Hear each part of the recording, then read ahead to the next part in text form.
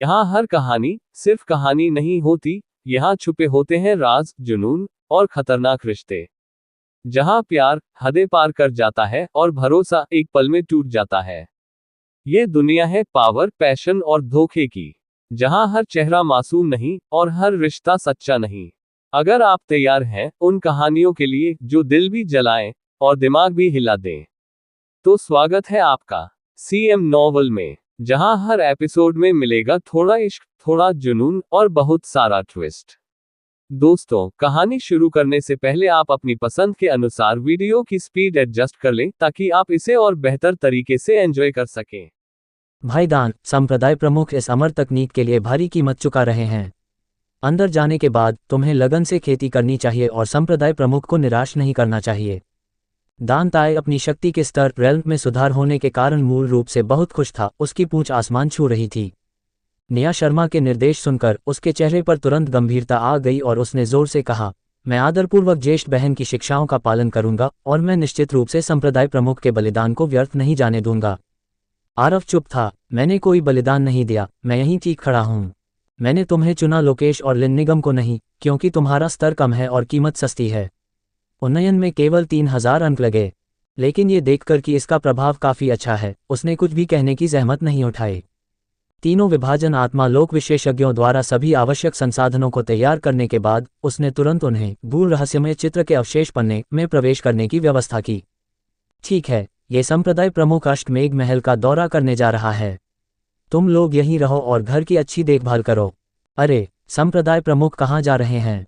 नेहा शर्मा अभी बाहर आई थी और नहीं जानती थी कि क्या हुआ है।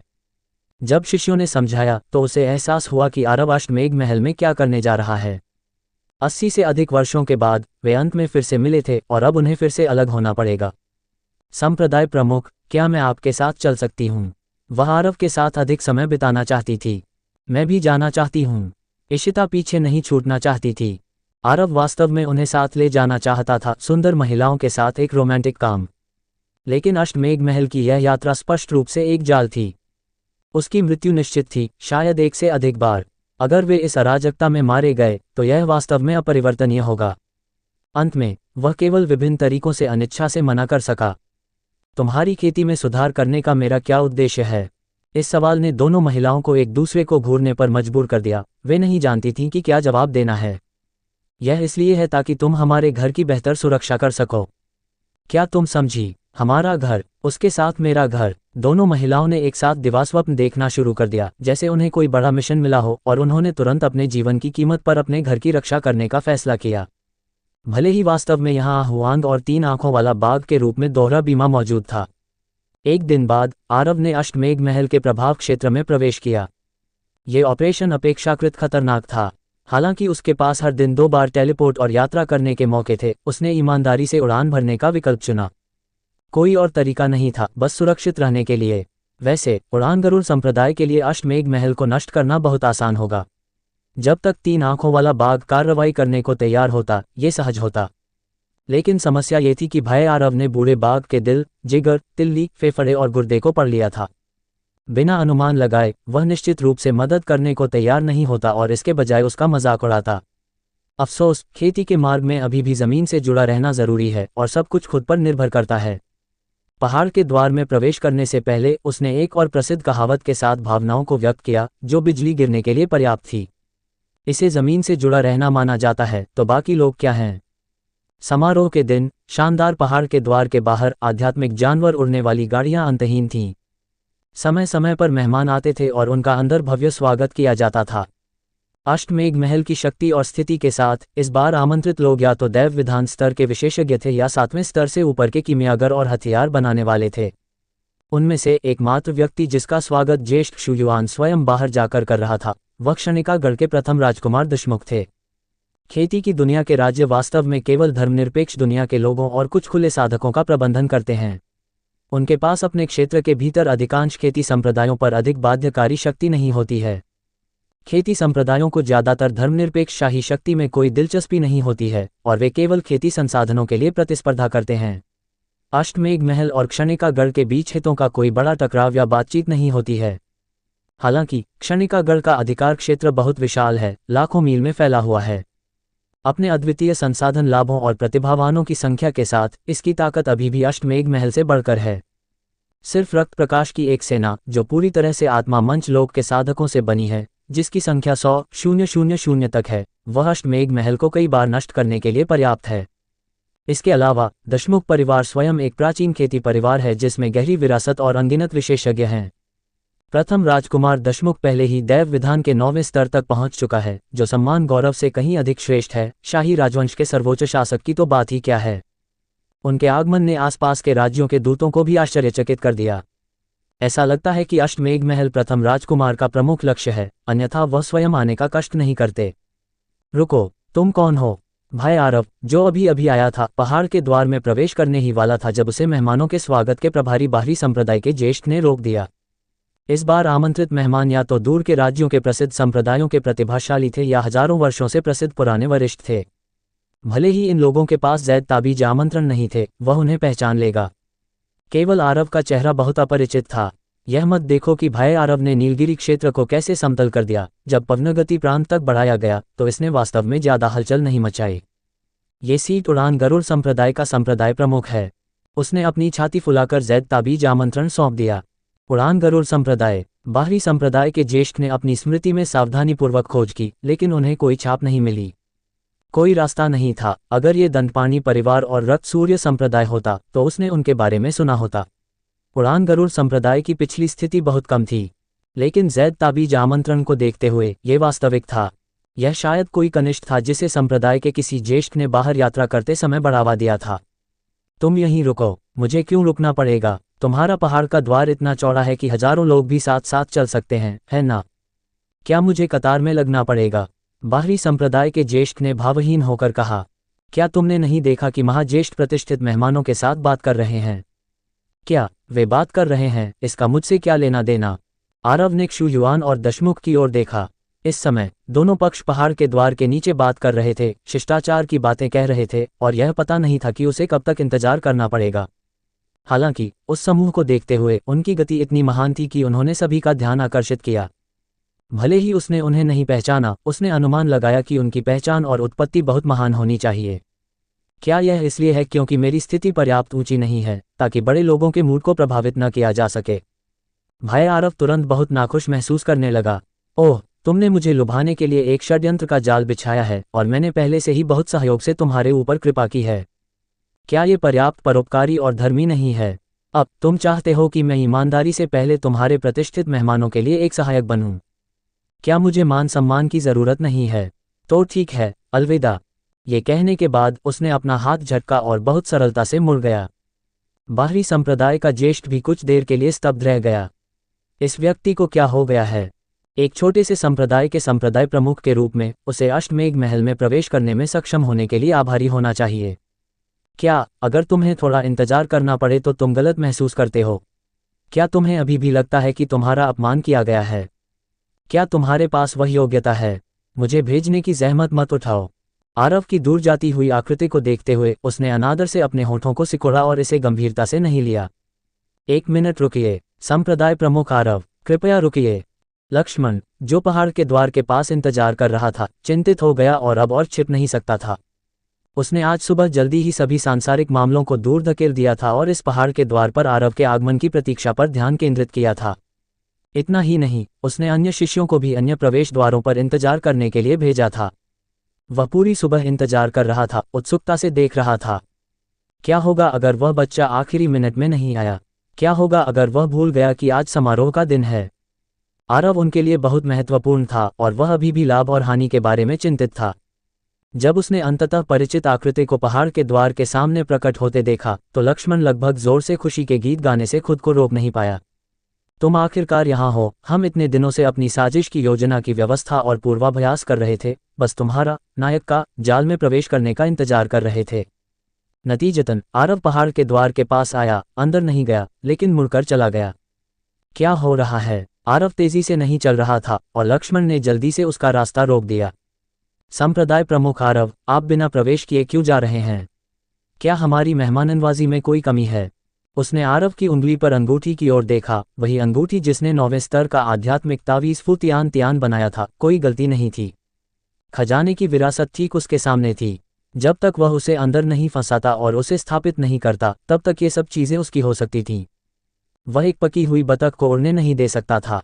वास्तव में आरव का इरादा जाने का नहीं था। जबकि युवराज केशव और लक्ष्मण उसकी भंडारण अंगूठी और उसके सभी अवसरों को जब्त करना चाहते थे, क्या वह भी अश्वमेध महल को अंकों के एक विशाल ढेर के रूप में नहीं मान रहा था? हालांकि अगर तुम मुझे नुकसान पहुंचाने की योजना बना रहे हो, तो तुम्हें कुछ ईमानदारी दिखानी चाहिए।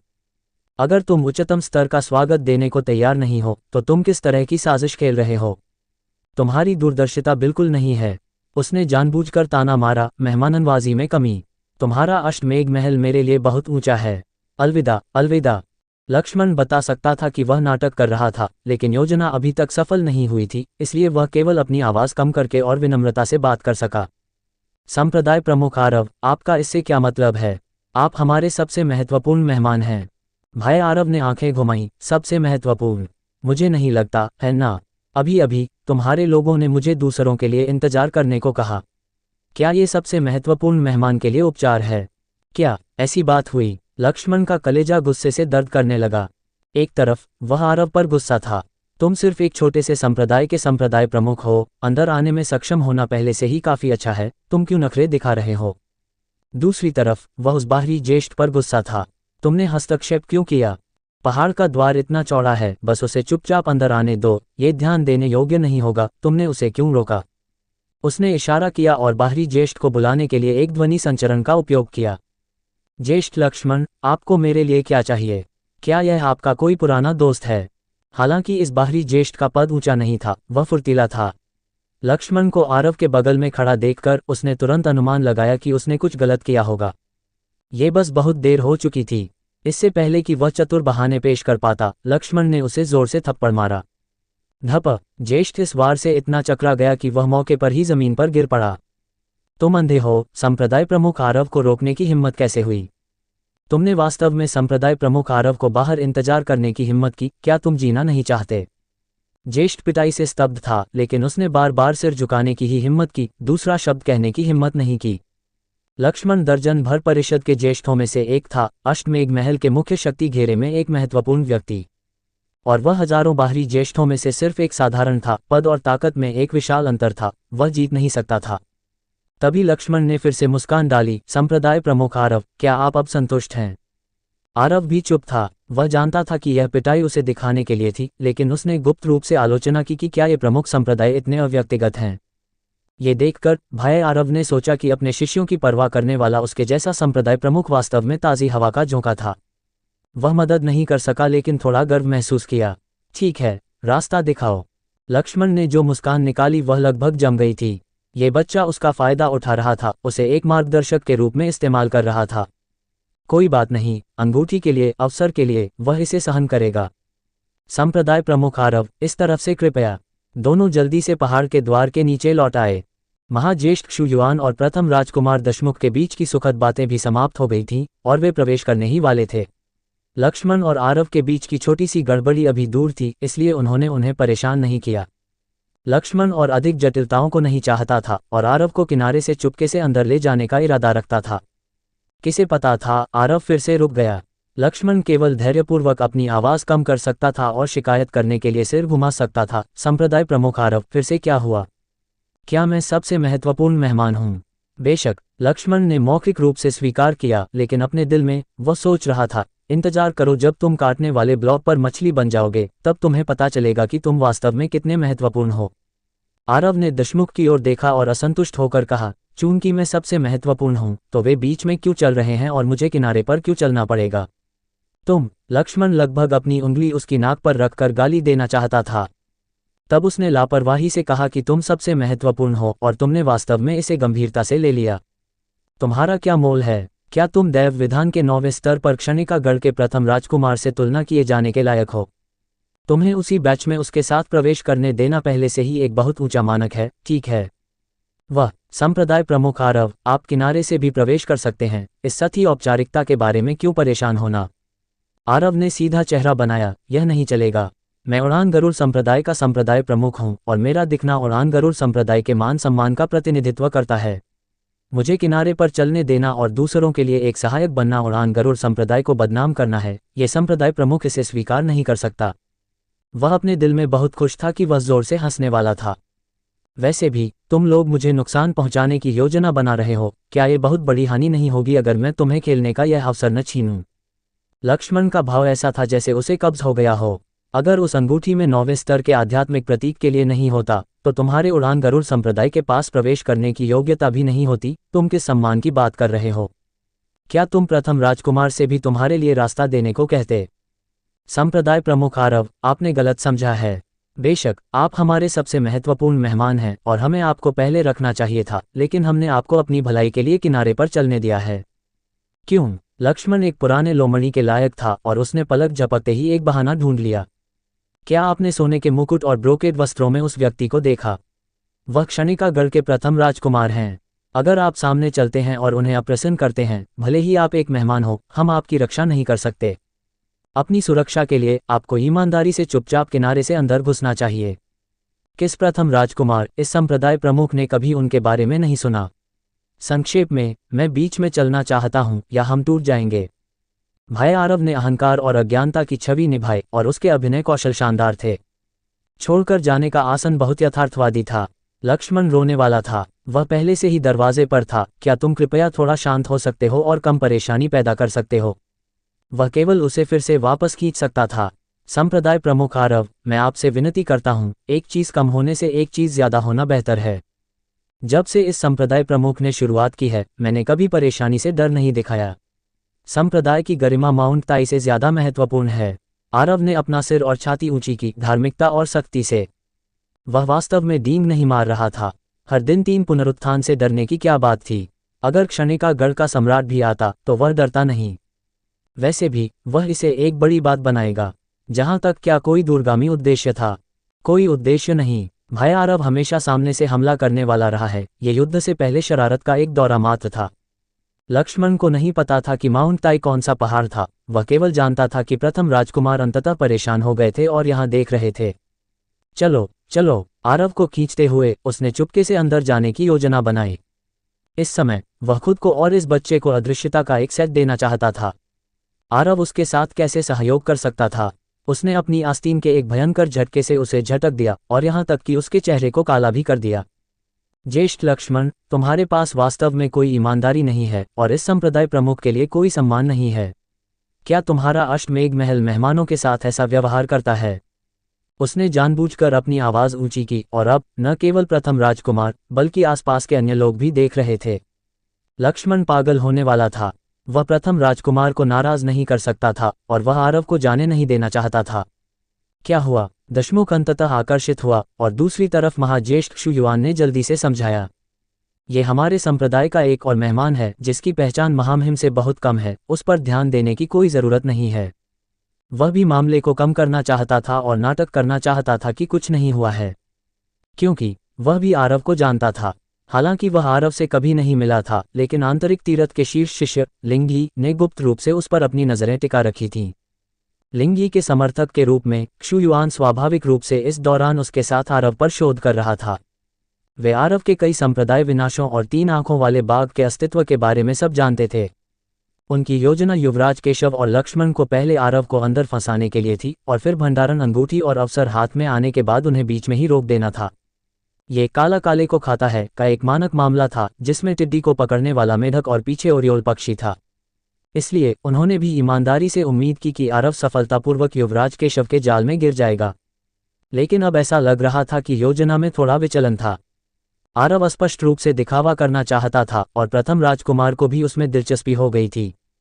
क्या ऐसा है? यह मेहमान अपरिचित लग रहा है। मैं भी उससे मिलना चाहूंगा। ज्येष्ठ क्षु, क्या आप हमें मिलवाएंगे? यह क्षुयुआन संघर्ष में था। वह प्रथम राजकुमार के आदेश की अवज्ञा नहीं कर सकता था, लेकिन वह आरव के मामले में कोई जटिलता नहीं चाहता था। अगर प्रथम राजकुमार को सच्चाई का पता चलता तो उन्हें अवसर को बीच में रोकने का मौका नहीं मिलता। क्या ज्येष्ठ क्षु अनिच्छुक हैं? प्रथम राजकुमार का चेहरा गहरा हो गया। या क्या ज्येष्ठ क्षु सुझाव दे रहे हैं कि मैं इस व्यक्ति को जानने के लायक नहीं हूं? मैं ऐसा करने की हिम्मत कैसे करूं? प्रथम राजकुमार गलत समझते हैं। परेशान होकर वह केवल साहस करके प्रथम राजकुमार को आरव से मिलवाने के लिए नेतृत्व कर सका। दूसरी तरफ लक्ष्मण भी चिंता की स्थिति में था। प्रथम राजकुमार को वास्तव में आते देख वह आरव इस उपद्रवी को 100 बार मारना चाहता था। ज्येष्ठ लक्ष्मण, क्या आप इस मेहमान को प्रथम राजकुमार से मिलवाने नहीं जा रहे हैं? ज्येष्ठ क्षु ने आरव को न जानने का नाटक किया, इसलिए उसने स्वाभाविक रूप से यह कार्य लक्ष्मण को सौंप दिया। लक्ष्मण ने सावधानी से प्रथम राजकुमार की ओर देखा, जिसका भाव स्पष्ट था, और गुप्त रूप से अपने दिल में विलाप किया। यह उड़ान गरुड़ संप्रदाय के संप्रदाय प्रमुख आरव हैं। उड़ान गरुड़ संप्रदाय, वह किस तरह का संप्रदाय है? प्रथम राजकुमार ने नाम कभी नहीं सुना था। उसने पहले लक्ष्मण के इस व्यक्ति के लिए उच्च सम्मान को देखा था और सोचा था कि वह किसी अन्य शाही राजवंश के किसी सुपर संप्रदाय से है। ऐसी बात नहीं है, महामहिम गलत समझते हैं। उड़ान गरुड़ संप्रदाय हमारे पवनगति प्रांत के नीलगिरी क्षेत्र का एक संप्रदाय है। नीलगिरी क्षेत्र? प्रथम राजकुमार का आश्चर्य एक पल के लिए चमक उठा। ये दिलचस्प था। जहां तक वह जानता था, नीलगिरी क्षेत्र में उल्लेख के लायक कोई संप्रदाय नहीं था, वे सब बस चींटियां थीं। लक्ष्मण इस व्यक्ति को इतना महत्व क्यों दे रहा था? जब वह विचार कर रहा था, आरव अधीर हो गया।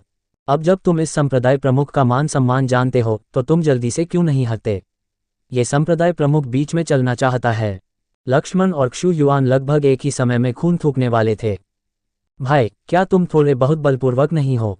क्या इतना सीधा होना वास्तव में जरूरी है? तुम्हारा मान सम्मान, तुम्हारी क्या प्रतिष्ठा है? क्या तुम जानते हो कि प्रथम राजकुमार की ताकत क्या है?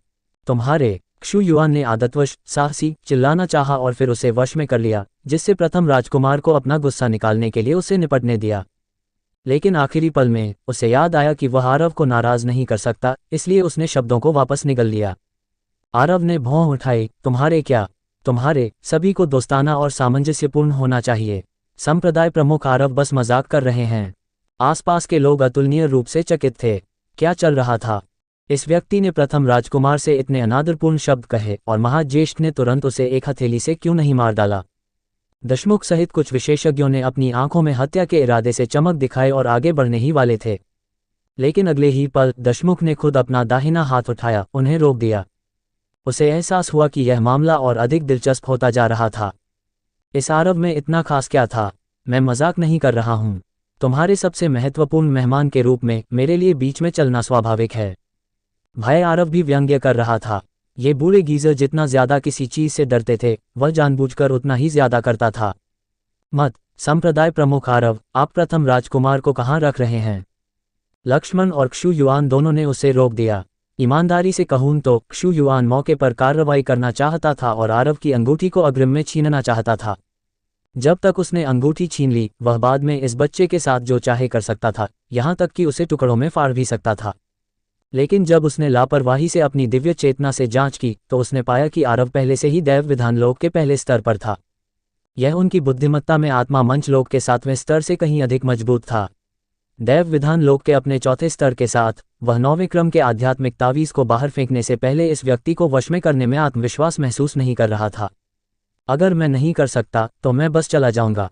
मत, संप्रदाय प्रमुख आरव, आप हमारे सम्मानित मेहमान हैं। दोनों महाज्येष्ठ लगभग उसके सामने घुटने टेक रहे थे। अपने सम्मान का क्या तुम सम्मानित मेहमानों के साथ ऐसा व्यवहार करते हो? मैं तुम्हारी योजनाओं और चालों में सहयोग करने के लिए यहाँ आया था, लेकिन तुम मुझे ध्यान का केंद्र होने का उपचार और दर्जा भी नहीं देते। तुम मुझसे कैसे उम्मीद करते हो कि मैं तुम्हारे जाल में फंस जाऊं? हम बेशक लक्ष्मण और क्षु युआन प्रथम राजकुमार से यह कहने की हिम्मत नहीं कर सकते थे, महामहिम, क्या आप थोड़ी देर इंतजार कर सकते हैं और इस व्यक्ति को पहले जाने दे सकते हैं? वह मौत को बुलावा देना होगा। लेकिन अगर उन्होंने ऐसा नहीं किया, तो वे आरव को संतुष्ट नहीं कर सकते थे। इस समय पहाड़ के द्वार के दूरस्थ हृदय स्थल में युवराज केशव, जो एक संचरण आध्यात्मिक उपकरण के माध्यम से स्थिति का अवलोकन कर रहा था, लगभग अपने दांतों को चकनाचूर कर रहा था।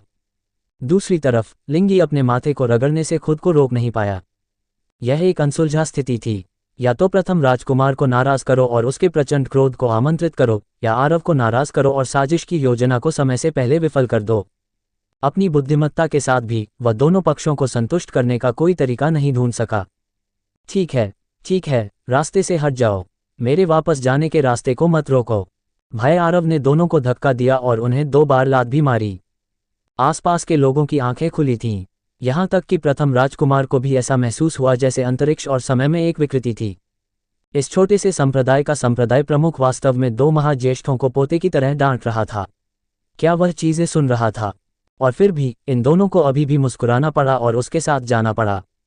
इसके पीछे एक चौंकाने वाला रहस्य होना चाहिए। चूंकि संप्रदाय प्रमुख आरव बीच में चलना चाहते हैं तो कृपया आगे बढ़ें। महामहिम, प्रथम राजकुमार के पीछे के कुछ महल विशेषज्ञ इस पर विश्वास नहीं कर सके और उन्होंने एक के बाद एक अपनी तलवारें खींच लीं। उनके विचार में यह न केवल प्रथम राजकुमार के चेहरे की अवहेलना कर रहा था, बल्कि बस क्षणिका गढ़ को अपनी आंखों में नहीं डाल रहा था। पीछे हटो। दशमुख भी चतुर था। ये पता लगाने के बाद कि इसके पीछे एक रहस्य था, उसने प्रवाह के साथ जाने का फैसला किया। देखो, ये लोग कितने समझदार हैं। भाई आरव ने लक्ष्मण की छाती पर टैप किया और केंद्र से अकड़कर अंदर चला गया। आसपास हर कोई चकित था और उन्होंने उसे अपने जीवन में कभी भी दिए गए सबसे चकित ध्यान दिया। इस आदमी की पृष्ठभूमि क्या थी? यहाँ तक कि प्रथम राजकुमार को भी उसके लिए रास्ता बनाना पड़ा। इन लोगों की प्रतिक्रियाओं ने अचानक भाई आरव को ऐसा महसूस कराया जैसे उसने लाभ कमाया हो। क्या वह पवनगति प्रांत की अपनी पहली यात्रा पर अपना नाम बनाने जा रहा था? दिखावा करने का प्रभाव महत्वपूर्ण था। यह अफसोस की बात थी कि उसका सिस्टम मारे जाने से ट्रिगर हुआ था, दिखावा करने से नहीं, अन्यथा उसे और भी मजबूत होना चाहिए था, है ना? लक्ष्मण ने प्रथम राजकुमार से माफी मांगी और जल्दी से पीछे हो लिया। वह खुश नहीं हो सकता था। प्रथम राजकुमार की असामान्य रियायत ने स्पष्ट रूप से संकेत दिया कि उसने समस्या की खोज की थी और वह भी इस बच्चे पर नजर गड़ाए हुए था। ये परेशानी भरा था। रास्ते भर वह शिकायत करने से खुद को रोक नहीं पाया। सौभाग्य से प्रथम राजकुमार उदार हैं, अन्यथा निश्चित रूप से परेशानी होती। आरव, जो बादल के सिर पर सवार था, फिर से रुक गया, नाखुश दिख रहा था। क्या तुम मुझे दोष दे रहे हो? लक्ष्मण खुद को 2 बार थप्पड़ मारना चाहता था। जब कुछ नहीं हो रहा था तो उसे इतना बकवास क्यों कहना पड़ा? नहीं नहीं, आप उनसे ज्यादा उदार हैं। चलो चलें। दोनों जल्दी से अष्टमेघ महल के भीतरी भाग में प्रवेश कर गए। लक्ष्मण ने आरव को मुख्य शिखर के किनारे एक मंडप में ले जाते हुए रास्ता दिखाया। इसके बाद उसने अंततः योजना को लागू करना शुरू कर दिया। संप्रदाय प्रमुख आरव, इस संप्रदाय के नियमों के अनुसार आपको समारोह से पहले स्नान करना और कपड़े बदलना होगा। आपके कपड़े, आध्यात्मिक तलवारें, आध्यात्मिक कवच, अंगूठियां और बाकी सब कुछ अस्थायी रूप से बाहर रखा जा सकता है। क्या ऐसे नियम हैं? वास्तव में ये हमारे संप्रदाय के वरिष्ठों के प्रति सम्मान व्यक्त करने के लिए है, उन्हें एक साफ शरीर से पूजा करने के लिए। लक्ष्मण ने बड़े विश्वास के साथ बात की, लेकिन वास्तव में अष्टमेघ महल में ऐसा कोई नियम नहीं था। स्नान और कपड़े बदलने की रस्म बनाने का कारण बस आरव के लिए अपनी भंडारण अंगूठी को स्वयं हटाने के लिए एक बहाना ढूंढना था। इस क्षण हॉल के बाहर युवराज केशव लंबे समय से इंतजार कर रहा था, और आसपास के पहाड़ों में लिंगी और उसके भरोसेमंद विशेषज्ञ पहले ही घात लगाकर उसे रोकने के लिए तैयार थे। हर कोई उस पल का इंतजार कर रहा था जब वह अंगूठी उतारता। एक बार जब उन्हें 9वें स्तर के आध्यात्मिक तावीज़ वाली भंडारण अंगूठी मिल जाती तो उनका मिशन पूरा हो जाता। ओह, आरव ने अपनी समझ दिखाने के लिए सिर हिलाया और फिर कहा, तो मुझे इसकी जरूरत नहीं है। क्यों? इस क्षण न केवल लक्ष्मण बल्कि युवराज केशव और लिंगी भी उससे व्यक्तिगत रूप से पूछना चाहते थे। क्या तुम जैसा देश वैसा भेष भी नहीं समझते? मैं बहुत साफ हूं, धोने की जरूरत नहीं है। बस मजाक कर रहा हूं। सनातन अमर देह में हर दिन स्वचालित धूल हटाने का प्रभाव होता है। इसके अलावा भाई आरव हमेशा व्यक्तिगत स्वच्छता में अच्छा रहा है, लेकिन स्नान और कपड़े बदलने की औपचारिकता से गुजरना अभी भी सबसे अच्छा है। भाई आरव ने अधीरता से उसे बाधित किया। वे तुम्हारे पूर्वज हैं, मेरे नहीं। तुम चाहो तो स्नान कर सकते हो, मेरा क्या लेना देना? लक्ष्मण अवाक था। वह बहुत नाराज था, इतना नाराज कि वह आरव को जमीन पर गिराकर पीटना चाहता था। लेकिन वह जानता था कि अगर उसने जोर देना जारी रखा तो ये बच्चा निश्चित रूप से अपने हाथ ऊपर कर देगा और फिर से चला जाएगा। ऐसा लगा कि उसे स्नान और कपड़े बदलने जैसी छोटी मोटी चालों पर भरोसा करके अपनी अंगूठी उतारने के लिए फंसाना काम नहीं करेगा। वह केवल अगले कदम पर अपनी उम्मीदें लगा सकता था। हाँ, अगर संप्रदाय प्रमुख आरव अनिच्छुक हैं तो ऐसा ही हो। अभी जल्दी है। रिवाज के अनुसार मेहमान समारोह शुरू होने तक तोंगमिंग हॉल में इंतजार करेंगे। मैं अब संप्रदाय प्रमुख आरव को वहां ले जाता हूँ। ये वास्तव में रिवाज था। बस इतना ही था कि प्रतीक्षा स्थान चांगमिंग हॉल नहीं बल्कि तोंगमिंग हॉल था। वैसे भी ये बच्चा सच्चाई को जानना संभव नहीं था। तोंगमिंग हॉल की तरफ युवराज केशव के भरोसेमंद लोगों के समूह ने पहले ही योजना तैयार कर ली थी। तो रास्ता दिखाओ। लानत है, क्या तुम वास्तव में दैव विधान लोक के इस पहले स्तर को एक मार्गदर्शक की तरह मान रहे हो? लक्ष्मण ने दांत पीसे और धैर्यपूर्वक अभिनय करना जारी रखा। दोनों जल्द ही मुख्य शिखर के हॉल के समूह के बीच तोंगमिंग हॉल पहुंचे। जैसे ही वह अंदर आया, आरव ने हॉल के दोनों ओर दर्जनों लोगों को बैठे देखा, सभी युवा, या तो सुंदर या खूबसूरत। उसके अंदर आने के बाद इन लोगों ने अपनी बातचीत बंद कर दी और उत्सुकता से उसकी ओर देखा। ज्येष्ठ लक्ष्मण, ये कौन है? ओह, यह उड़ान गरुड़ संप्रदाय के संप्रदाय प्रमुख आरव हैं। लक्ष्मण ने एक भव्य परिचय दिया और फिर कोई अभिवादन का आदान प्रदान करने के लिए खड़ा हो गया। तो यह संप्रदाय प्रमुख आरव हैं, आपसे मिलकर खुशी हुई। लक्ष्मण ने चुपके से सिर हिलाया, उसका अभिनय पास करने योग्य था। इस समूह में कुल 25 लोग थे, जिनमें 11 सच्चे शिष्य और 14 अभिजात वर्ग के आंतरिक शिष्य शामिल थे। ये सभी युवराज केशवगुट के मुख्य व्यक्ति थे। वे यहाँ पूरी तरह से योजना में सहयोग करने और भंडारण अंगूठी को अपने हाथों में फंसाने के तरीके खोजने के लिए इंतजार कर रहे थे। भाई आरव अब ऐसा था जैसे वह एक धोखाधड़ी समूह में शामिल हो गया हो, जहां वह एकमात्र बाहरी व्यक्ति था और बाकी सब धोखेबाज थे। आओ आओ संप्रदाय प्रमुख आरव, मुझे तुम्हें मिलवाने दो। ये क्षु सिंह है, हमारे संप्रदाय के सच्चे शिष्यों में 8वें स्थान पर है। ये ली येहोंग है, हमारे संप्रदाय के सच्चे शिष्यों में 12वें स्थान पर है। उसने उन्हें विस्तार से मिलवाया, एक पूरा शो पेश किया। भाई आरव इन लोगों के नाम याद रखने में बहुत आलसी था। जब अष्टमेघ महल अंततः उसे मारना चाहेगा तो ये सभी सहयोगी होंगे। तुम सब छोटी पीढ़ी के उत्कृष्ट व्यक्ति हो, तुम एक दूसरे के करीब आ सकते हो। लक्ष्मण के चले जाने के बाद माहौल कुछ अजीब था। ये लोग अपनी हड्डियों में एक छोटी जगह से इस संप्रदाय प्रमुख को नीचा देखते थे। हालांकि वे योजना के साथ सहयोग कर रहे थे और अभिनय कर रहे थे, उन्होंने अभी भी खुद को अलग रखा। वे अभी भी उम्मीद कर रहे थे कि आरव उनकी चापलूसी करेगा और उनसे बात करने के लिए कुछ ढूंढेगा। वे कैसे जान सकते थे कि भाई आरव अब एक शो देखने वाली मानसिकता में था। तुम्हारा षड्यंत्र वास्तव में क्या है, इसे जल्दी से दिखाओ, भाई थोड़ा उत्सुक है। कृपया अपना प्रदर्शन शुरू करें।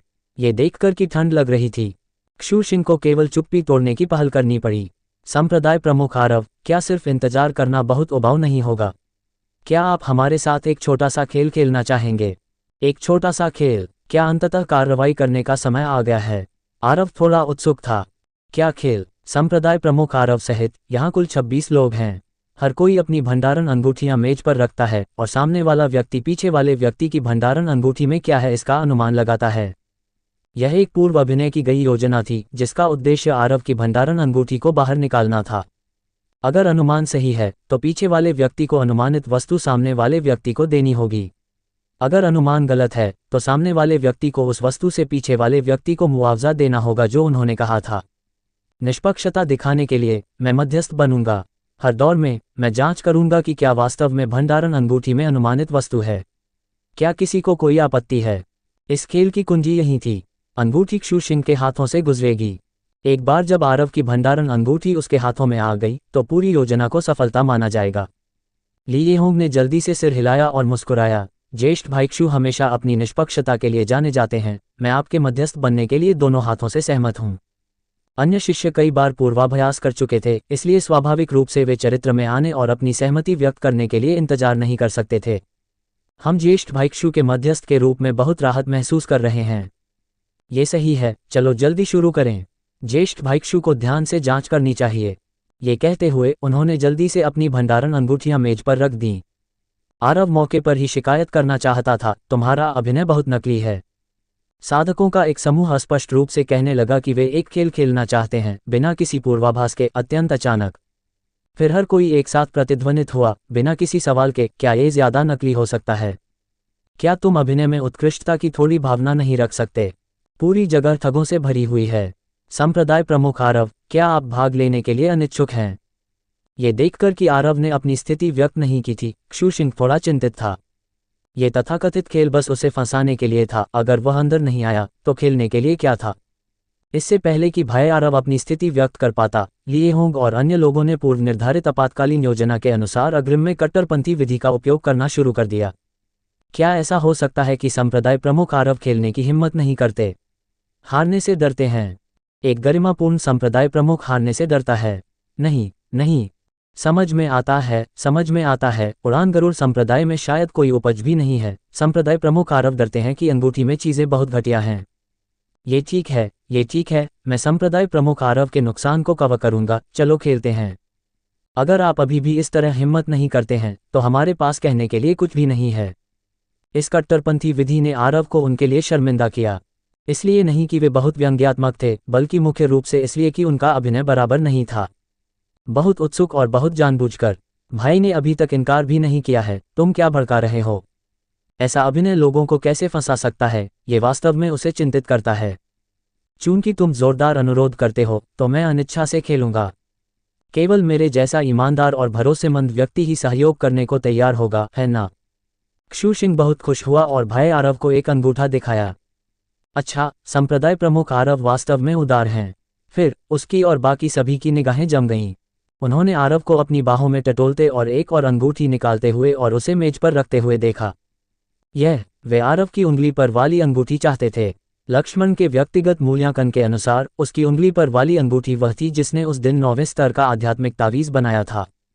जहां तक अन्य अंगूठियों की बात है, उनका क्या मूल्य था? आओ आओ, चलो शुरू करते हैं। पहले कौन अनुमान लगाएगा?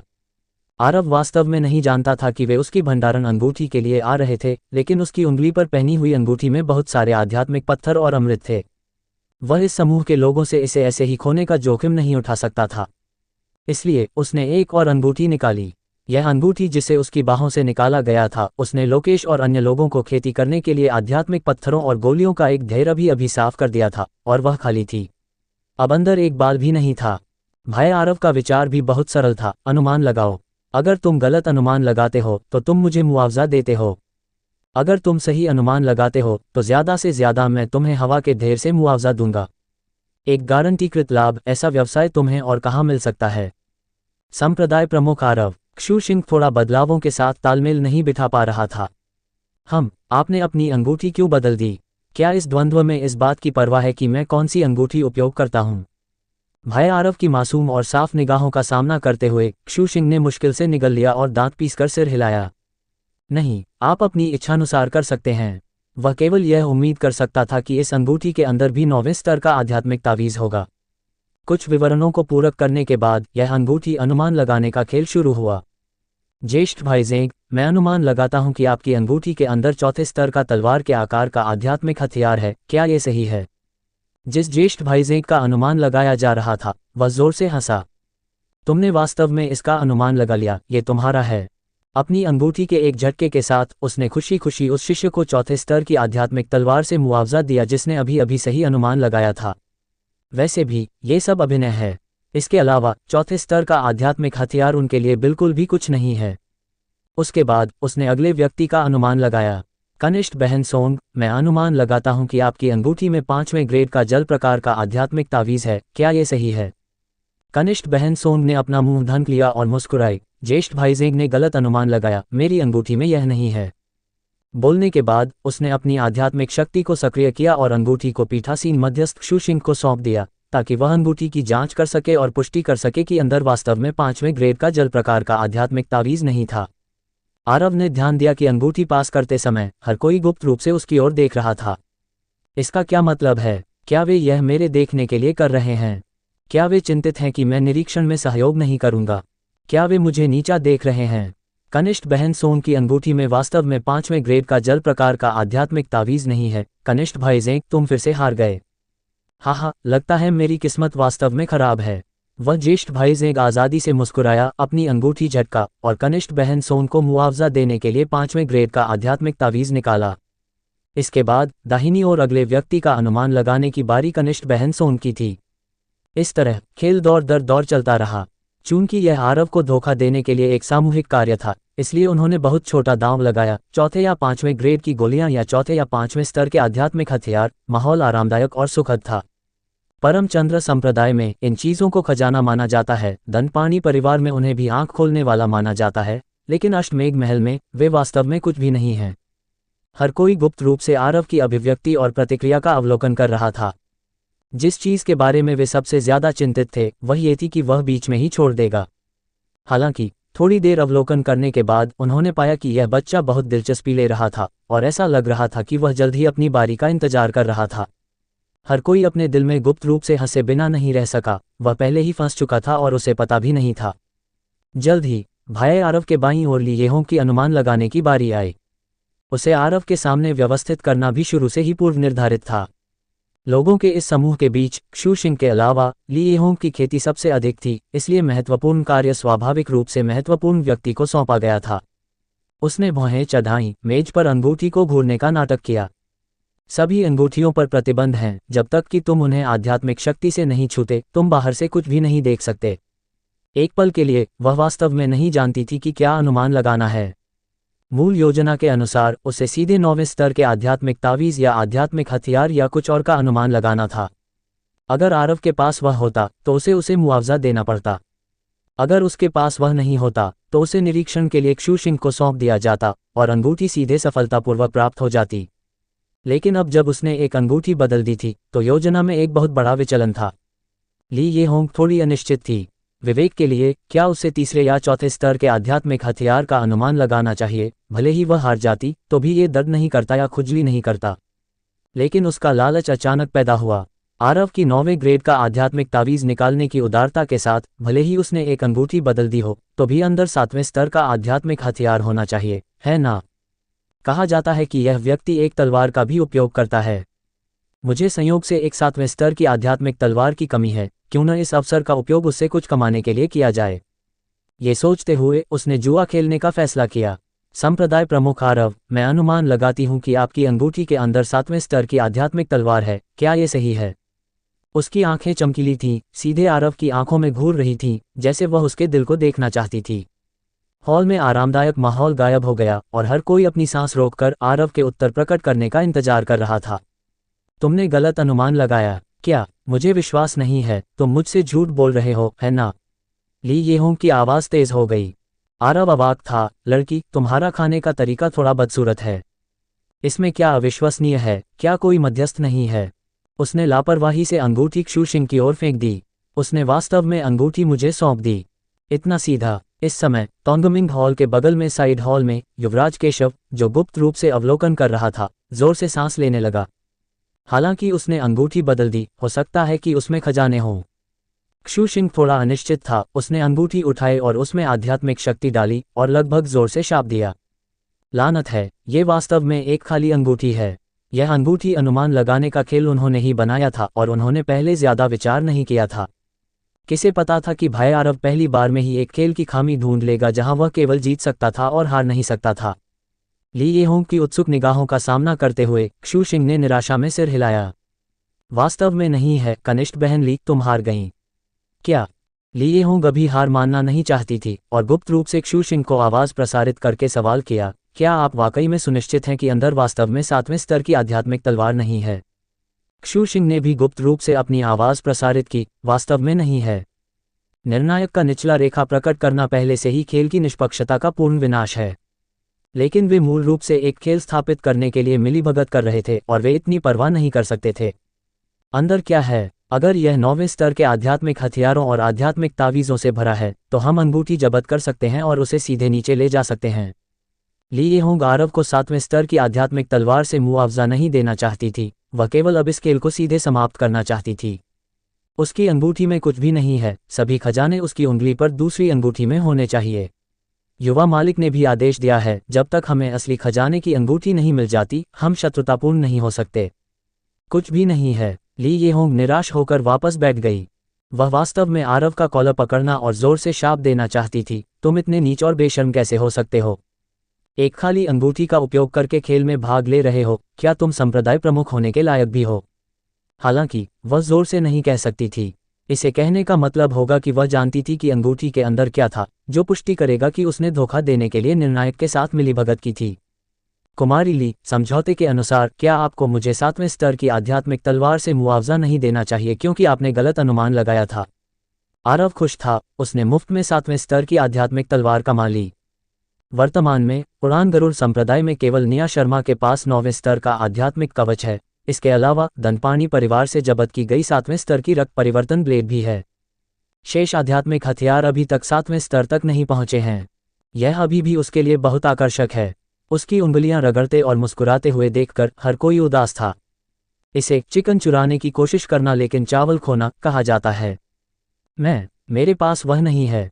ली येहोंग ने झूठ नहीं बोला, वह केवल जुआ खेलना चाहती थी क्योंकि उसके पास 7वें स्तर की आध्यात्मिक तलवार नहीं थी।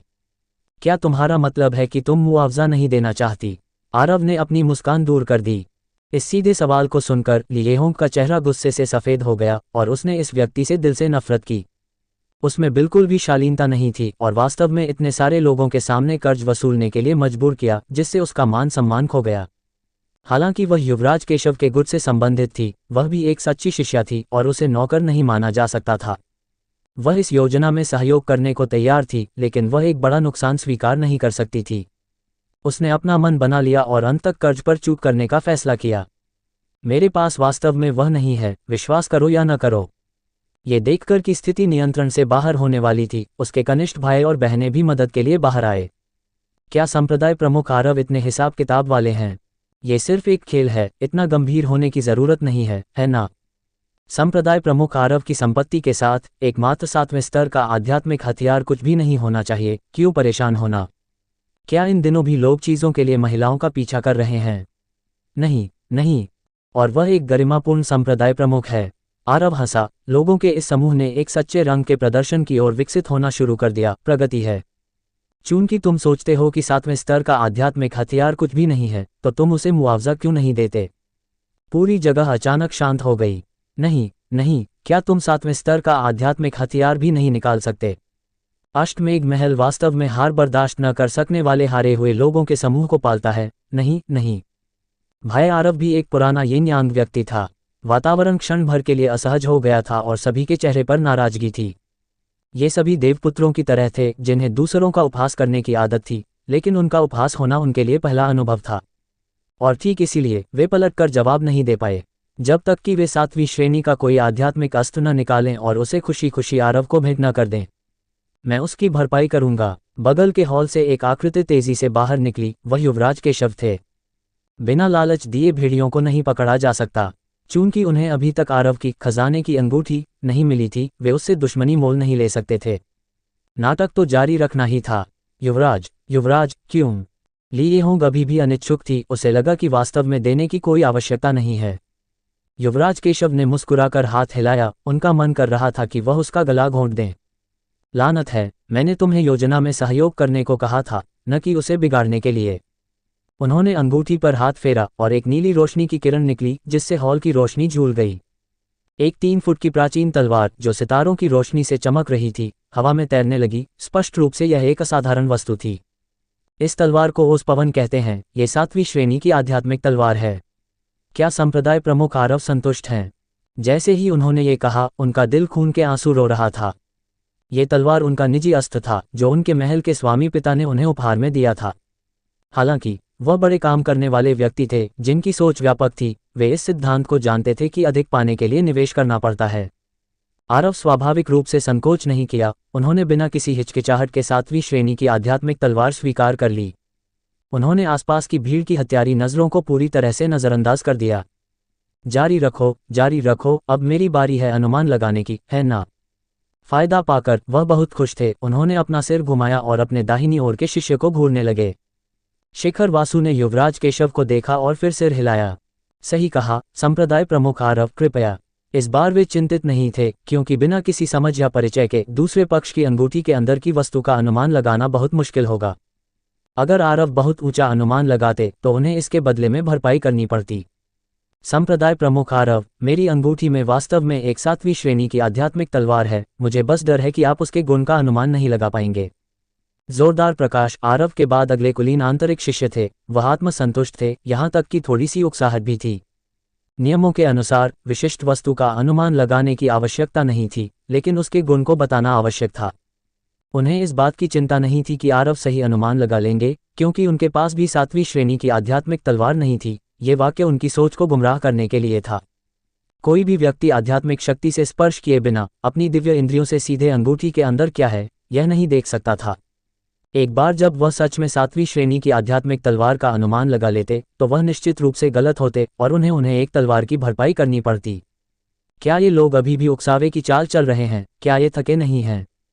क्या आपको सच में लगता है कि मैं बेवकूफ़ हूँ?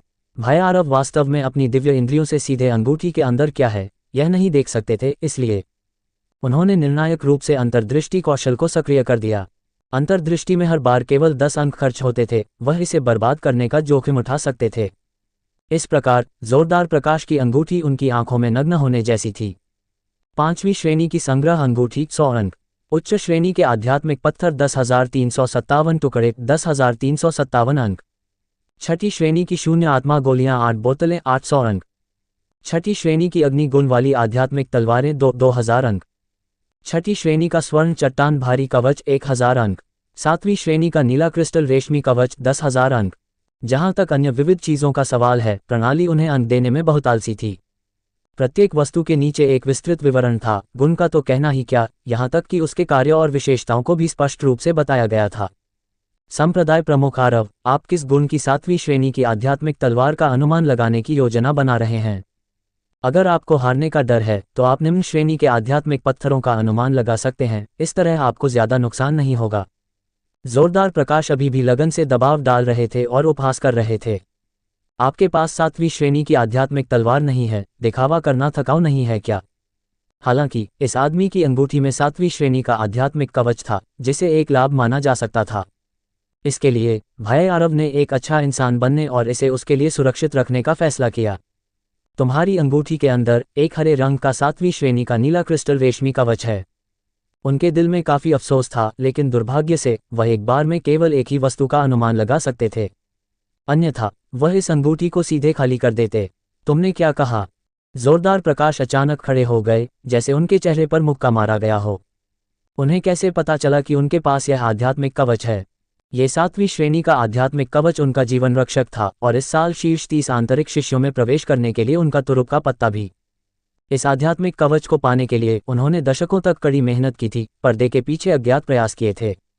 वह इसे इस तरह कैजुअली कैसे खो सकते थे? तुम बकवास कर रहे हो, कोई नीला क्रिस्टल रेशमी कवच नहीं है, और तुमने ये भी नहीं बताया कि यह किस गुण का था, तुम्हारा अंदाजा मान्य नहीं है। भाई आरव ने उन्हें एक जिद्दी बेवकूफ की तरह देखा। जल और काष्ठ दोहरे गुण, वह इतनी सटीकता से कैसे अनुमान लगा सकते थे? जोरदार प्रकाश पर बिजली गिर गई थी, वह लगभग पागल हो रहे थे, उनकी जुबान लड़खड़ा रही थी। नहीं, तुम गलत हो, तुम्हें मुझे 7वीं श्रेणी के आध्यात्मिक कवच की भरपाई करनी होगी। हा हा हा। कवच पर छठी श्रेणी का पुनर्प्राप्ति व्यूह, छठी श्रेणी का गोल आत्मा व्यूह और 7वीं श्रेणी का नीली लहर आत्मा नियंत्रण व्यूह भी अंकित है। यहां तक कि विवरण भी बता दिए गए और अब पूरा दर्शक वर्ग सदमे में था। यहां तक कि युवराज केशव को भी यह बेहद अविश्वसनीय लगा। उन्होंने ये भी गुप्त रूप से संदेह किया कि क्या आरव का अष्टमेघ महल में कोई जासूस था जिसने पहले से जानकारी हासिल कर ली थी। आरव ने उन्हें देखने की जहमत नहीं उठाई, बल्कि शिखर वासु की ओर देखा। चूंकि उसे आपत्ति है तो कृपया मध्यस्थ इसकी जांच करें। क्या आप मध्यस्थ बनने के लिए उत्सुक नहीं थे? ठीक है, अब अपने ही लोगों को मेरे लिए अपने ही लोगों को मजबूर करने दो। क्या ये शानदार नहीं है? छोटे भाई जोरदार, इसे यहाँ लाओ।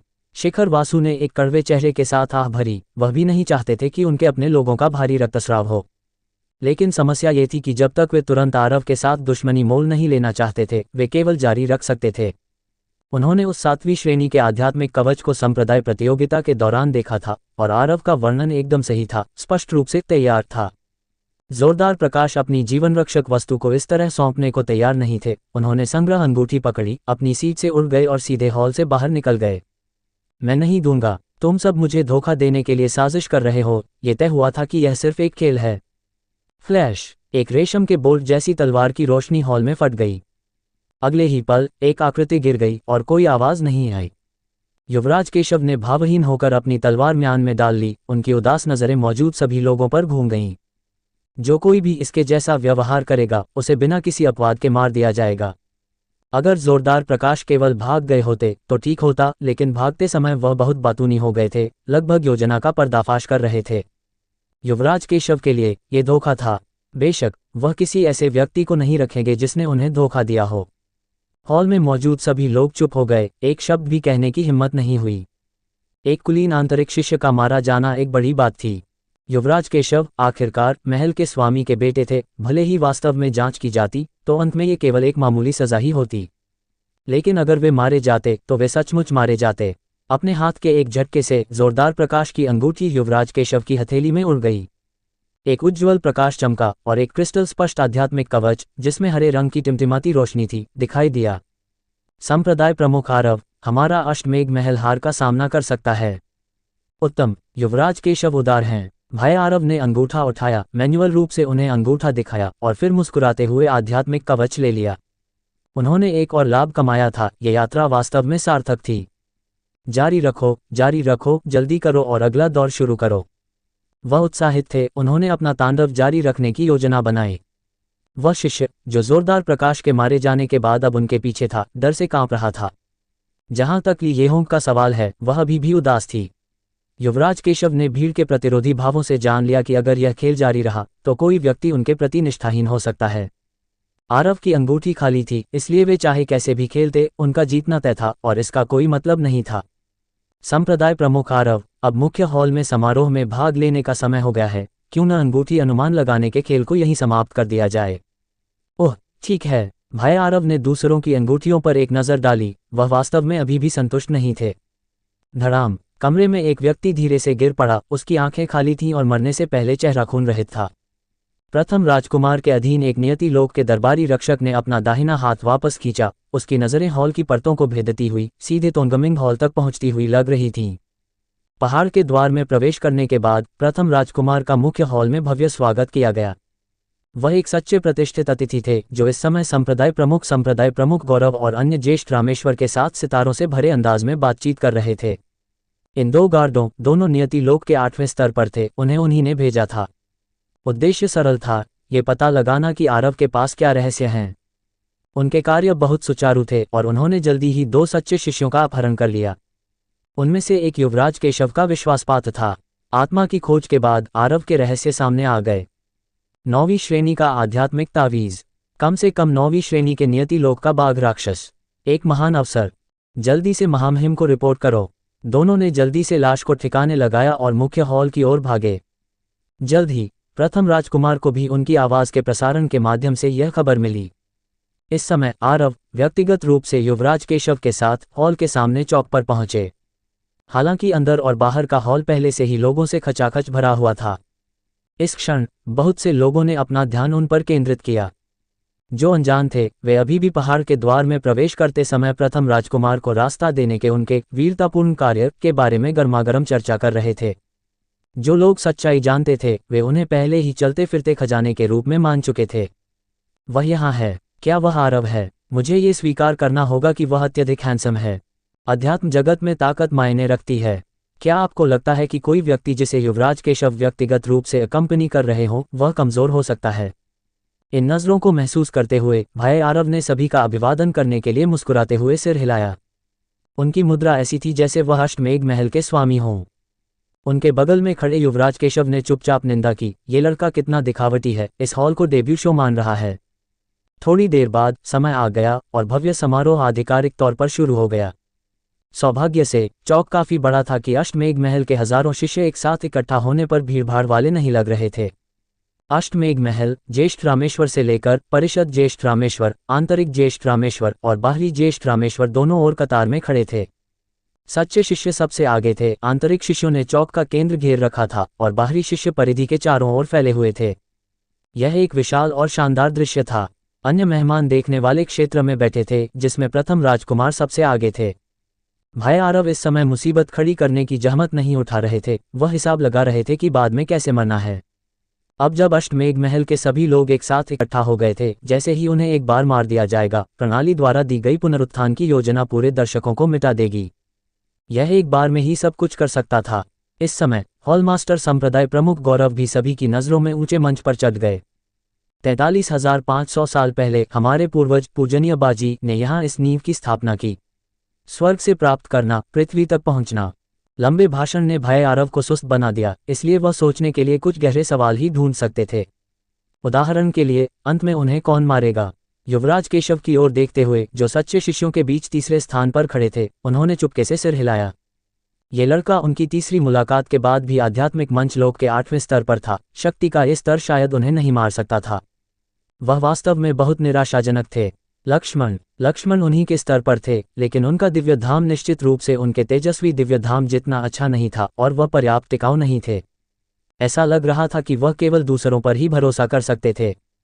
वह प्रथम राजकुमार काफी शक्तिशाली लग रहे थे, वह अंतर्दृष्टि के बिना भी उनके रेल्म को नहीं देख सकते थे। उन्हें पहले पहाड़ के द्वार पर उनसे नाराज होना चाहिए था और वह अब उन्हें मारने के लिए जरूर बदले का इंतजार कर रहे होंगे। भाई आरव अपनी खुद की चतुराई की प्रशंसा किए बिना नहीं रह सके, हालांकि वह उस समय केवल दिखावा करना चाहते थे और इतना आगे नहीं सोचा था। पूरे 2 घंटे बाद लंबा समारोह आखिरकार समाप्त हो गया।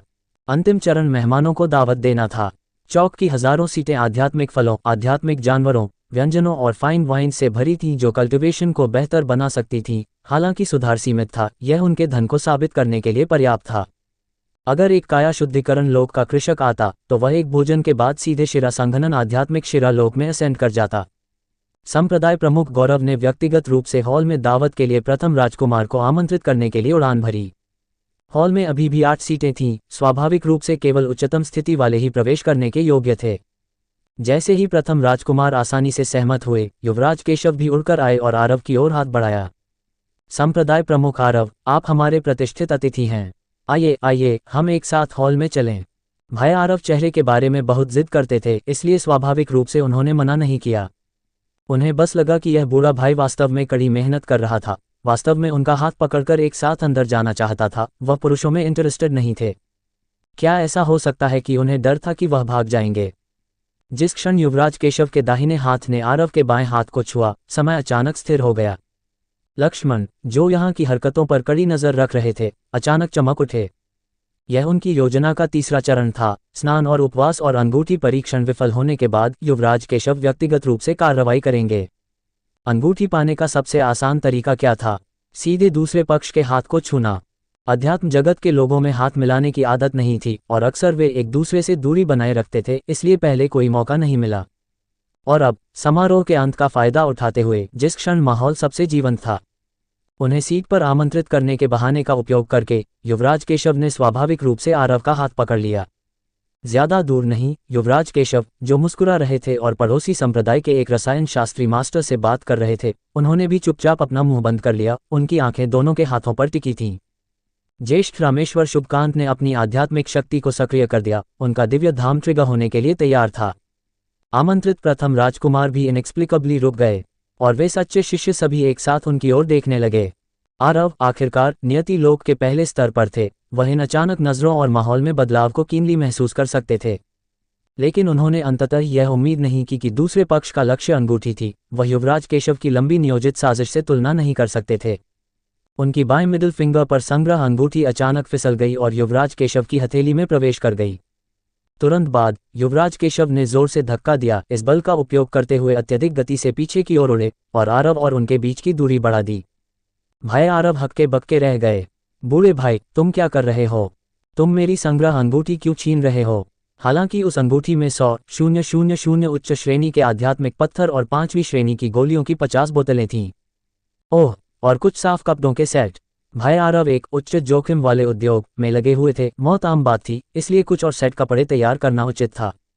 लेकिन तुम, युवराज केशव, अष्टमेघ महल के सम्मानित युवराज हो। ये चीजें तुम्हारे लिए कुछ भी नहीं होनी चाहिए, है ना? पूरे दिन कड़ी मेहनत करने के बाद ये सिर्फ इस कबाड़ के लिए था। भले ही तुमने इसे पसंद किया हो, तुम्हें इतने सारे लोगों के सामने इसे छीनना नहीं चाहिए था। क्या तुम अपना चेहरा नहीं खोओगे? वह बिल्कुल भी समझ नहीं पा रहे थे। युवराज केशव के अचानक इस कदम से मौजूद सभी मेहमान चौंक गए। यहाँ तक कि कई शिष्य भी जो स्थिति से अनजान थे, वे भी अचंभे में थे। ये आखिरकार भव्य समारोह के दौरान था। सभी की नज़रों में खुलेआम मेहमान की चीजें छीनना, यह अष्टमेघ महल के लिए बहुत शर्मनाक था, है ना? अगर यह फैल गया तो उन्हें सैकड़ों वर्षों तक तिरस्कार मिलेगा। लेकिन युवराज केशव अब इतनी परवाह नहीं कर सकते थे। हाथ में अंगूठी के साथ अवसर भी हाथ में था। ये सोचते हुए कि अंगूठी में और 9वीं श्रेणी के आध्यात्मिक तावीज और उसी रैंक के अन्य खजाने होंगे, वह आकाश की ओर जोर से हंसने के लिए उत्सुक थे। इन खजानों के साथ यहाँ तक कि क्षणिका गढ़ भी उन्हें दबा नहीं सकता था। वह दूसरों की राय की परवाह क्यों करेंगे? आरव इनएक्सप्लिकेबली नियति लोक के पहले स्तर पर पहुंच गए थे। उन्हें उनका पीछा करने से रोकने के लिए युवराज केशव का इस समय पहली चीज भागना था। उसे रोको। स्थिति अर्जेंट थी। उनके पास अपनी आध्यात्मिक इंद्रियों को प्रोब करने और ये देखने का भी समय नहीं था कि अंगूठी में क्या था। तुरंत बाद एक चौंकाने वाला इंद्रधनुष सामने से आया। वहां आसमान में हल्का नीला दिव्य धाम हवा में एक मंडप जैसा लग रहा था, एक्सक्विजिट और चमकदार। आध्यात्मिक ऊर्जा की सुनामी जैसी लहर उनकी ओर उमड़ पड़ी। उनके आने से पहले आगे का रास्ता पहले ही अवरुद्ध हो चुका था। ज्येष्ठ रामेश्वर शुभकांत ने अपना कदम उठाया था। यह अंगूठी युवराज केशव के हाथों में नहीं पड़नी चाहिए, अन्यथा युवराज केशव अब उनसे प्रतिस्पर्धा करने के योग्य नहीं रहेंगे। युवराज केशव क्रोध से गरजे। तुम बूढ़े कुत्ते, तुम्हारी हिम्मत कैसे हुई? उन्हें अपनी योजना सफल होने का पूरा विश्वास था और उन्हें वास्तव में उम्मीद नहीं थी कि कोई प्रतिद्वंद्वी होगा।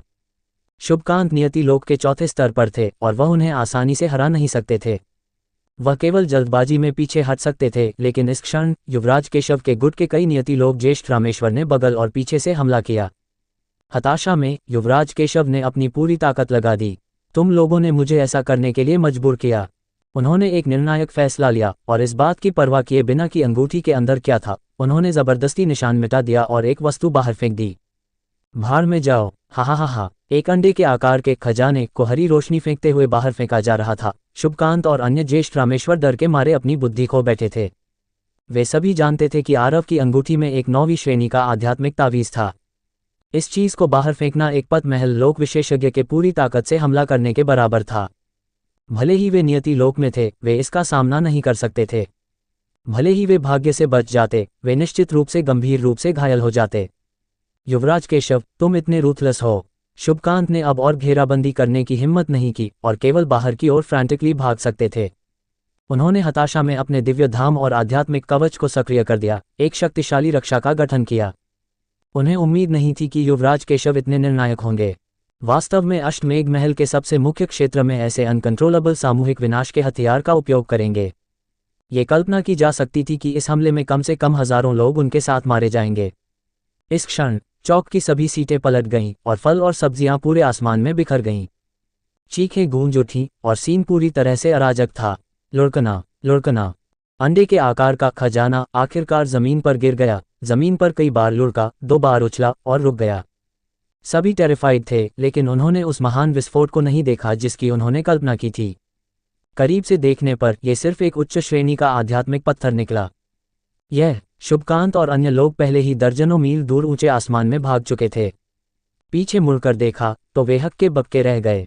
क्या वे एक आध्यात्मिक पत्थर से डरकर अपनी बुद्धि खो बैठे थे? फुस। भाई आरव हंसे। ये लोग क्या कर रहे हैं? क्या वे किसी तरह की बड़े पैमाने पर कॉमेडी कर रहे हैं? एक इंटरमिशन प्रोग्राम? क्या ये भी समारोह का हिस्सा है? तो कम से कम एक डिसेंट प्रॉप का उपयोग करें। क्या एक उच्च श्रेणी का आध्यात्मिक पत्थर बहुत अनकन्विंसिंग नहीं है? युवराज केशव भी पूरी तरह से बविल्डर्ड थे और अपने जीवन पर संदेह करने लगे। ये वह सीन नहीं था जो वह चाहते थे। क्या ऐसा हो सकता है कि उन्होंने जल्दबाजी में गलत चीज ले ली हो? सही कहा, ऐसा ही होना चाहिए। उन्होंने जल्दी से अपनी दिव्य इंद्रियों से प्रोब किया, एक 9वीं श्रेणी का आध्यात्मिक तावीज खोजने का इरादा रखते हुए ताकि स्थिति को संभाल सकें। लेकिन अब कोई मौका नहीं था। स्तब्ध चुप्पी के ऐसे क्षण में अंगूठी पकड़े हुए उनका दाहिना हाथ एक तलवार की रोशनी से जड़ से कट गया। अंगूठी पकड़े हुए कटा हुआ हाथ भी ढीला पड़ गया और उनके हाथ से उड़ गया। एक भूरे रंग का वस्त्र उनके पास से चमका, अंगूठी पकड़ी और सीधे आकाश में दौड़ गया। लक्ष्मण, तुम्हारी हिम्मत कैसे हुई? युवराज केशव, जिन्होंने अपना दाहिना हाथ खो दिया था, खून बह रहा था, फ्यूरियस और एनरेज्ड। जिसने महत्वपूर्ण क्षण में उन्हें पीठ में छुरा घोंपा और अंगूठी छीनी, वह वास्तव में लक्ष्मण था, जिस पर उन्हें सबसे ज्यादा भरोसा था। वह वास्तव में युवराज केशव के समर्थक थे, लेकिन वह अतीत की बात थी। उस समय वह सिर्फ एक नियति लोक के पहले स्तर के कृषक थे जिनकी क्षमता समाप्त हो चुकी थी, जो दर्जन भर परिषद ज्येष्ठ रामेश्वर के बीच सबसे नीचे थे और उनका जीवन बस इतना ही था। अगर वह युवराज केशव की सहायता करते और यह बेटा भविष्य में संप्रदाय प्रमुख बन सकता था, तो वह अपनी स्थिति में थोड़ा सुधार कर सकते थे। यह उनके जीवन में एक जुआ था, लेकिन अब वह अपने जीवन का दूसरा जुआ शुरू कर रहे थे। यह अंगूठी, इसे युवराज केशव के लिए क्यों छोड़ना चाहिए? क्या वह इसे खुद नहीं रख सकते थे? इस अवसर को प्राप्त करना भाग्य को चुनौती देने और उनके जीवन को बदलने के लिए पर्याप्त था, और यह अज्ञात था कि क्या वह भविष्य में पत महल लोक में आगे बढ़ पाएंगे, तो उन्हें दूसरों के लिए क्यों काम करना चाहिए? क्या दूसरों के अधीन रहने की कोई जरूरत थी? उनका रुकने का कोई इरादा नहीं था। जब ज्येष्ठ रामेश्वर और अन्य लोग अभी अभी डरकर वापस आए थे, तो घेराबंदी में लूपहोल दिखाई दिए। एक लंबे इंद्रधनुष में बदलकर वह सीधे पहाड़ के द्वार से बाहर निकल गए। एक समय के लिए सभी लोग उनका पीछा करने में असमर्थ थे। धड़ाम, दूर ऊंचे आसमान में अचानक आग का एक गोला फटा। बैंगनी, भूरे, नीले और सायान 4 रंगों वाला एक विशाल दिव्य धाम बादलों के ऊपर से नीचे उतरा, लक्ष्मण को हवा से नीचे गिरा दिया। उस ऊंचे आसमान में सफेद कपड़ों में युवराज केशव अंगूठी ऊंची पकड़े हुए थे, एथेरियल जैसे एक इमॉर्टल पृथ्वी पर उतर रहे हों। उन्होंने आखिरकार अपना कदम उठाया था। एक बार जब उन्होंने कदम उठाया तो ये सबसे महत्वपूर्ण क्षण था। युवराज केशव, लक्ष्मण, जो एक ही चाल से नीचे गिर गए थे, उनके चेहरे पर कड़वा भाव था। वह जानते थे कि अंगूठी अब कभी उनकी नहीं होगी। अगर उन्हें पता होता कि युवराज केशव भी इस अवसर पर नजर रखे हुए हैं, तो वह इस गंदे पानी में बिल्कुल भी नहीं उतरते। और युवराज केशव, जिनका हाथ कट गया था, एक पागल जानवर की तरह चिल्लाते हुए ऊंचे आसमान की ओर दौड़े। वह ऐसे अंत को स्वीकार नहीं कर सकते थे। आरव के अवसर के लिए उन्होंने कितनी बार कड़ी मेहनत की थी। अंत में इसे दूसरों ने इंटरसेप्ट कर लिया। बस इतना ही कि वह अभी अभी उड़े थे जब उन्हें शुभकांत और अन्य लोगों ने रोक लिया, जो वापस उड़कर आए थे, और वह युवराज केशव को छू भी नहीं पाए। युवराज केशव, अवसर भेजने के लिए धन्यवाद। अंगूठी प्राप्त करके युवराज केशव आत्मसंतुष्ट थे, और इस क्षण यहाँ तक कि महल के स्वामी को भी उनके पैरों के नीचे रौंद दिया गया लग रहा था। उस महान अवसर के साथ, उनकी प्रतिभा के साथ मिलकर उन्हें लगा कि उन्हें अब कुछ भी छिपाने की जरूरत नहीं है। उनकी शार्पनेस पूरी तरह से उजागर हो सकती थी, जब तक कि अगले ही पल उनकी मुस्कान अचानक जम गई। धड़ाम, जमीन से हजारों मीटर मोटी रोशनी की एक विशाल किरण निकली, पल भर में आ गई, बिजली की तरह तेज। युवराज केशव को चकमा देने का बिल्कुल भी समय नहीं मिला, और उन्हें सीधे नीचे से मारा गया, और पूरा व्यक्ति रोशनी की किरण से निगल लिया गया। अष्टमेघ महल का संप्रदाय संरक्षण व्यूह खुल गया। सामान्य परिस्थितियों में भले ही संप्रदाय संरक्षण व्यूह खोला जाता, ये संप्रदाय के शिष्यों पर हमला नहीं करेगा, लेकिन हमेशा अपवाद होते हैं। उदाहरण के लिए, व्यूह के केंद्रीय को कृत्रिम रूप से मैनिपुलेट किया जाता है। अष्टमेघ महल में केवल एक ही व्यक्ति है जो ऐसा कर सकता है, महल के स्वामी संप्रदाय प्रमुख गौरव। संप्रदाय संरक्षण व्यूह कितना महत्वपूर्ण है। केवल संप्रदाय प्रमुख को ही इसे सीधे नियंत्रित करने का अधिकार है। परिवर्तनों की यह श्रृंखला इतनी तेज थी कि बहुत से लोग यह नहीं समझ पाए कि क्या हुआ था, और युवराज केशव पहले ही नीचे गिर चुके थे। उनके सफेद कपड़े गायब हो गए थे, व्यूह के हमले से आसानी से नष्ट हो गए थे। अष्टमेघ महल का संप्रदाय संरक्षण व्यूह पद महल लोक विशेषज्ञों के आने को भी एक पल के लिए झेल सकता है। इसका उपयोग नियति लोक के पहले स्तर के कृषक पर हमला करने के लिए करना, कोई भी कल्पना कर सकता है कि परिणाम क्या होगा। भले ही युवराज केशव असाधारण मुलाकातों के साथ एक शीर्ष प्रतिभाशाली थे, और उनकी युद्ध शक्ति यहाँ तक कि सामान्य नियति लोक के तीसरे स्तर के कृषकों को भी हरा सकती थी, ये व्यर्थ था। अगर उन्होंने 8वीं श्रेणी का आध्यात्मिक कवच नहीं पहना होता, और साथ ही नियति लोक के पहले स्तर पर नहीं पहुंचे होते, और उनका शरीर भी सामान्य लोगों से अलग नहीं होता, तो वह इस हमले में मिट गए होते। लेकिन फिर भी वह गंभीर रूप से घायल हो गए। आध्यात्मिक कवच के बाहर एक्सपोज्ड त्वचा अब इंटैक्ट नहीं थी। उनका पूरा शरीर खून से लथपथ था, उनकी स्थिति बेहद भयानक थी, और अब उनमें पहले के डिमीना का थोड़ा सा भी अंश नहीं दिख रहा था। संप्रदाय प्रमुख गौरव उसी जगह पर नहीं थे, बल्कि मलबे के एक टुकड़े पर खड़े थे, और अंगूठी उनके हाथों में गिर गई।